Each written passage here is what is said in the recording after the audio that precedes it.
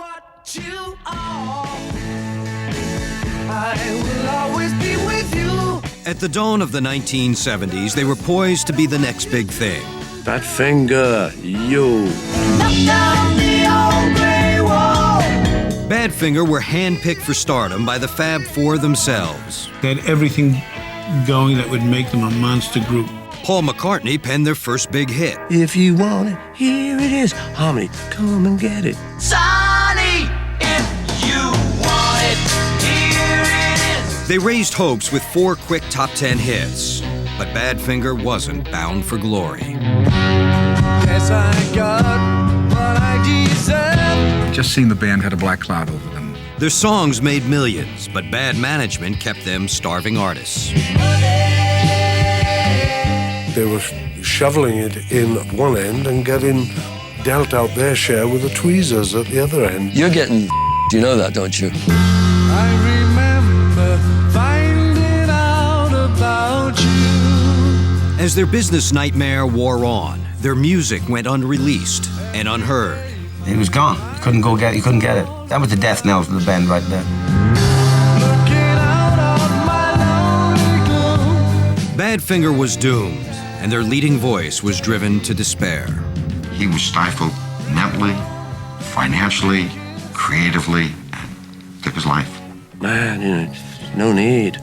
I can't live Then the unthinkable happened again. if living is without you. Tommy would say one day I'll be up where Pete is.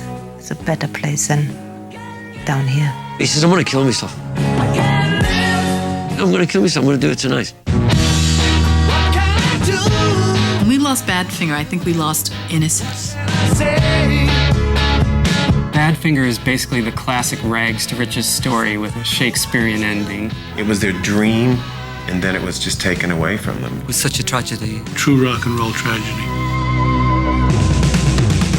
Now, the heartbreaking story of the greatest band that almost was. The tragedy of Badfinger, behind the music.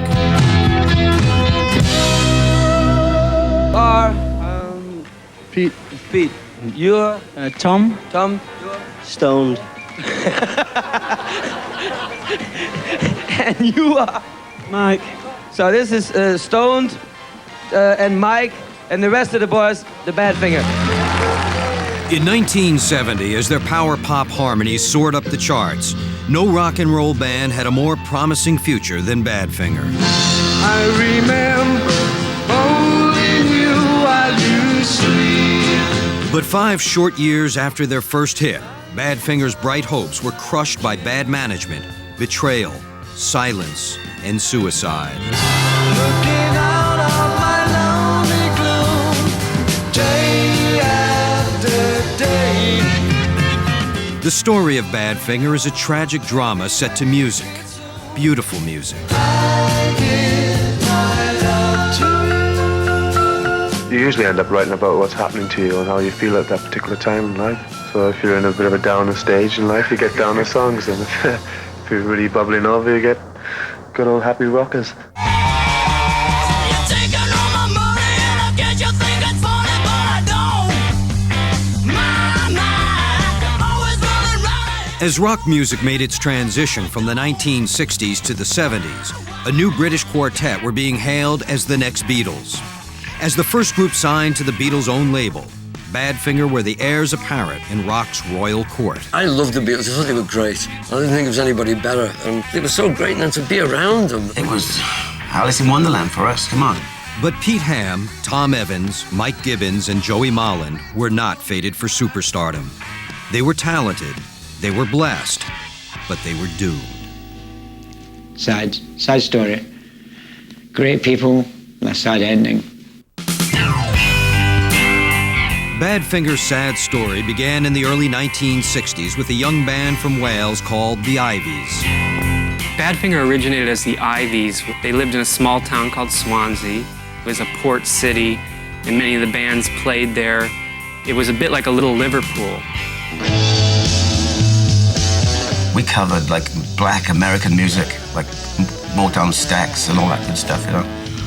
And we were pretty good at it too. All we wanted to do is to become accepted on the Swansea circuit, if you like, and, you know, get as much work in as we could and just enjoy playing.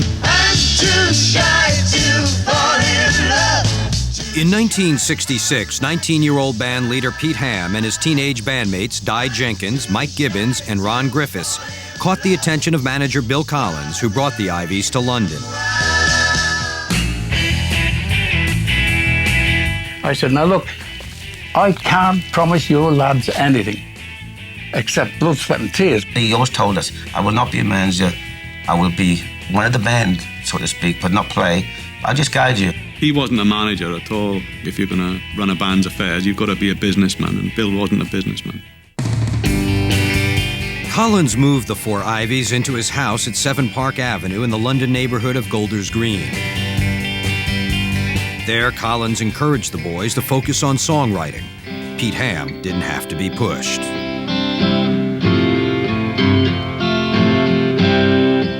Peter, whatever the mood he was in, happy or sad, he'd go and write a song about it. Often, the cramped, makeshift recording studio in Collins' house was the only place Pete could find any privacy. That household was definitely chaotic.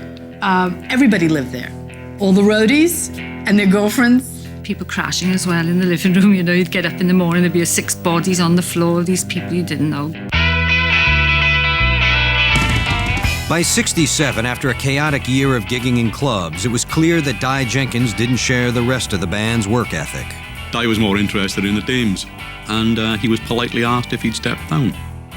The band needed a new guitarist. They found one in 20-year-old Tom Evans. A Liverpool native, Tom brought a new energy to the group. Tommy was schizophrenic. He was the wildest, funniest guy in the world sometimes, and other times he was the most depressed, upset guy in the world. Tom gave free rein to emotions Pete would only reveal in song. As collaborators, they complemented each other perfectly.